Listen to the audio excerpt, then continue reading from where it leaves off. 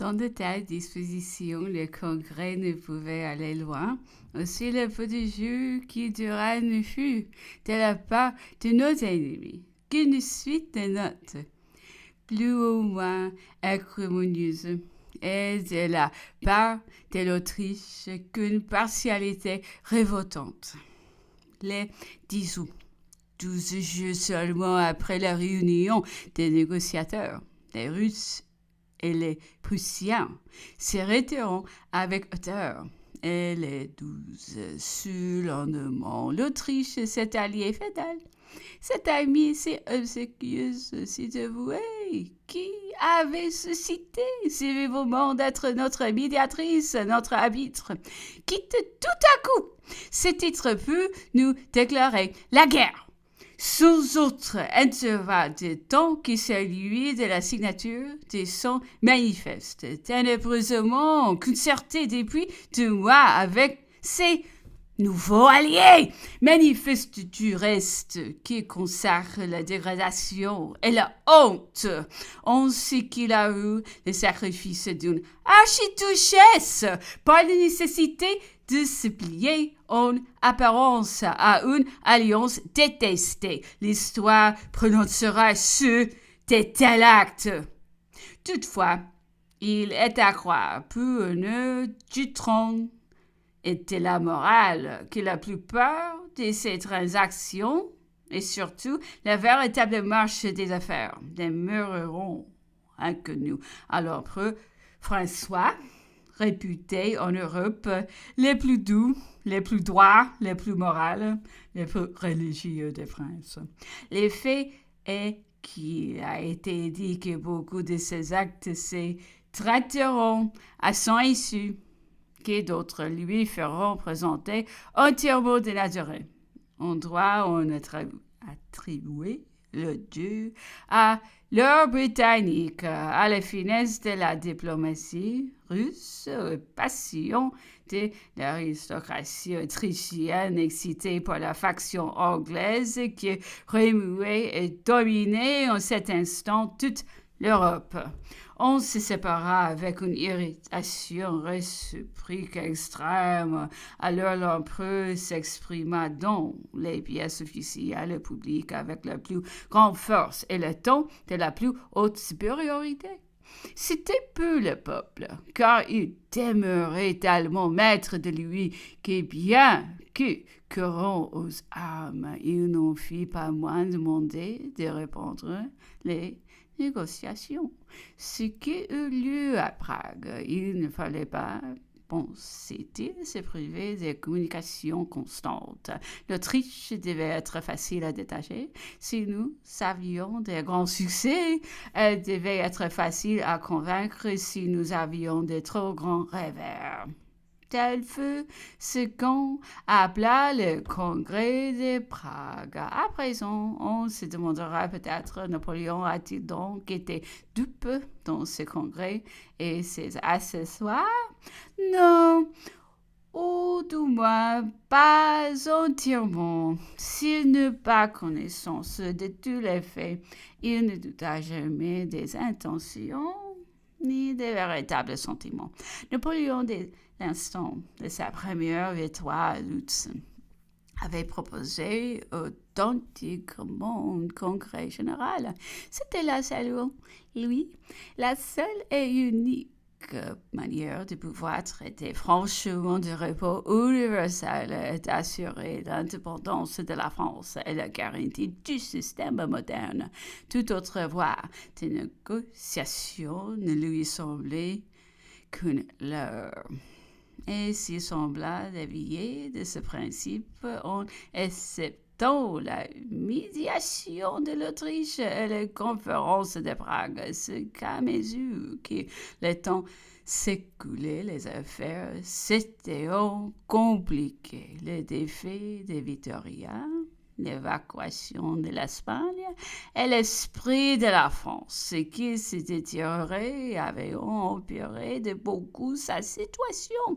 Il devinait bien quelle serait l'issue de ces négociations, mais il lui fallait gagner du temps à son tour, attendre les événements Il ne s'aboussait nullement sur le rôle de l'Autriche, sans connaître précisément jusqu'à quel point elle pouvait porter la déception. Il avait fort bien su démêler sa conduite tortueuse, ses lenteurs, sa détermination. Il avait eu adresse de même des conversations personnelles avec le premier négociateur de cette puissance qui s'était suffisamment laissé pénétrer.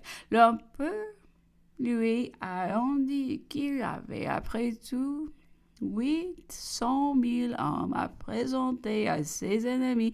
Le négociateur, disait-on, s'était empressé d'ajouter: Votre Majesté pourrait dire 1200 000, car il ne tient qu'à elle de pouvoir y joindre tout le nôtre.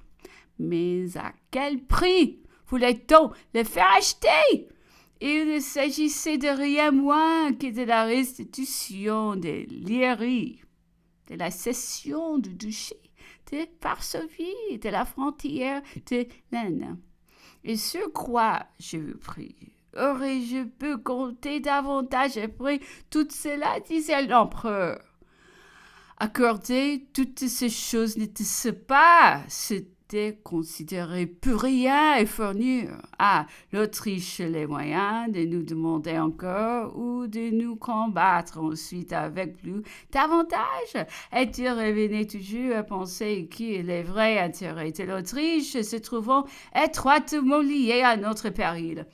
Nous la retrouverions plus sûrement par nos malheurs que nous ne tâcherions par nos concessions. Il fut donc sûr à toutes les demander, mais il doute si peu des engagements déjà pris par l'Autriche avec nos ennemis qu'il lui arriva à sûr-temps de dire moitié gâté, moitié indignation à son négociateur, qui traitait d'ailleurs avec une certaine familiarité. Ah ça, une telle combien vous a-t-on payé pour cela? Avouez-moi cela, moi.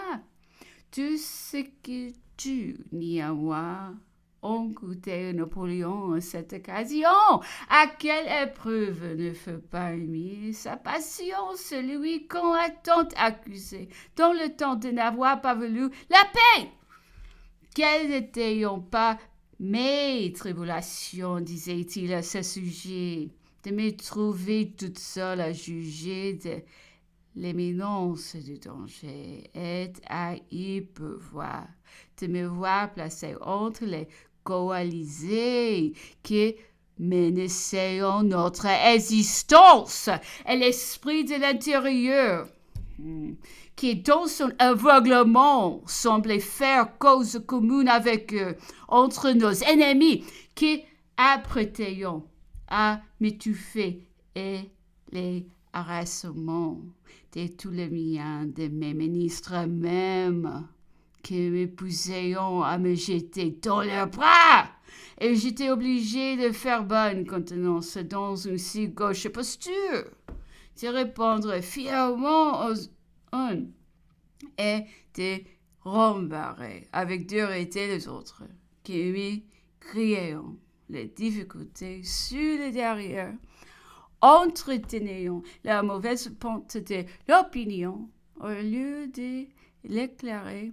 Laissant les cris publics me demander la paix, lorsqu'ils ont dû à convaincre chacun que le seul moyen d'obtenir était de m'épouser ostensiblement à la guerre. Du reste, mon parti était pris. J'attendais les événements bien résolus de ne pas me prêter à des concessions en des traités qui n'auraient présenté qu'un replatage momentané et d'une conséquence inévitablement funeste.